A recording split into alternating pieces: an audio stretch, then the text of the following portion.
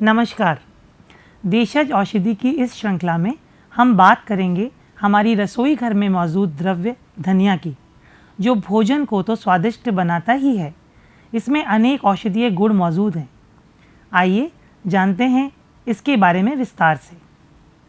इसका पौधा 1 से 2 फुट ऊंचा एवं नाजुक होता है। शाखाएं चिकनी होती हैं, पत्ते दंतुरित होते हैं, पुष्प कुछ सफ़ेद या गुलाबी होते हैं, फल गोलाकार पीली आभा लिए हुए होते हैं, जो सूखने पर रसोई के मसालों में इस्तेमाल होते हैं। मसालों में शामिल करने का फैसला हमारे ऋषि मुनियों का अनुभव व अनुसंधान था, जिससे एक औषधीय द्रव्य हमारी रसोई में हमेशा तैयार रहे, जो हमारे भोजन को तो सुस्वादु व सुपाच्य बनाए ही, साथ ही किसी रोग के निवारण के लिए हमेशा सुलभ मिले। आइए इसके औषधीय उपयोग पर चर्चा करें। जब भोजन की अनिच्छा हो, उल्टी आ रही हो, भूख लगना कम हो गया हो, पित्त के प्रकोप से उत्पन्न एसिडिटी और जलन हो रही हो, तब 1 चम्मच धनिया का सूखा चूर्ण सामान्य जल के साथ तुरंत दे दें।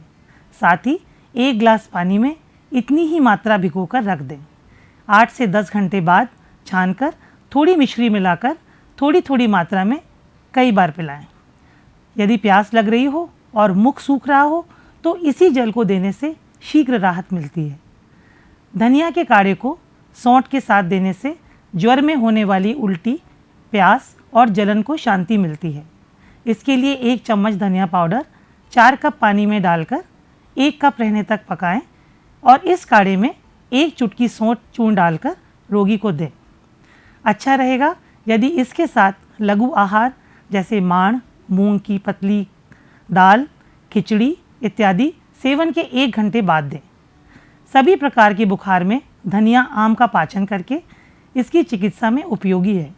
अतः बुखार आने पर आहार के रूप में धनिया और परवल का काढ़ा पीने से ज्वर में होने वाली जलन और ज्वर दोनों में राहत मिलती है। बच्चों में यदि जुखाम पुराना हो गया हो, नाक पतली पतली बहती हो, तब 1 चम्मच धनिया पाउडर में 1 गिलास गर्म पानी मिलाकर थोड़ी देर ढककर रख दें। फिर छानकर मिश्री मिलाकर धीरे धीरे बालक को सेवन कराएं। इसके साथ ताज़ा गर्म लघु आहार 1 घंटे पहले या बाद में लें। पेशाब के ना आने या पेशाब में दिक्कत हो तब धनिया का काढ़ा बनाकर मिश्री के साथ दें या धनिया का चूर्ण शहद के साथ कम से कम 2-3 बार देने से आराम मिलता है। नेत्रों में किसी डिजीज़ में उपद्रव के रूप में जलन और सूजन या चिपचिपापन हो तो उसे दूर करने के लिए धनिया के चूर्ण का काढ़ा बनाकर उससे नेत्रों को कई बार धोने से आराम मिलता है। रक्तार्श या ब्लीडिंग पाइल्स में इसका काढ़ा मिश्री मिलाकर देने से लाभ देता है। यदि सर में दर्द हो रहा हो तब हरा धनिया की पत्ती का कल्क बनाकर माथे पर लगाने से शीघ्र आराम मिलता है। जहाँ जलन हो रही हो वहाँ हरा धनिया या सूखा धनिया जो उपलब्ध हो, जल में पीसकर लगाने से आराम मिलता है। धनिया की पत्ती का कल्क या चटनी बनाकर उसमें थोड़ी हल्दी मिलाकर लगाने से मुहासे या पिंपल्स में आराम मिलता है।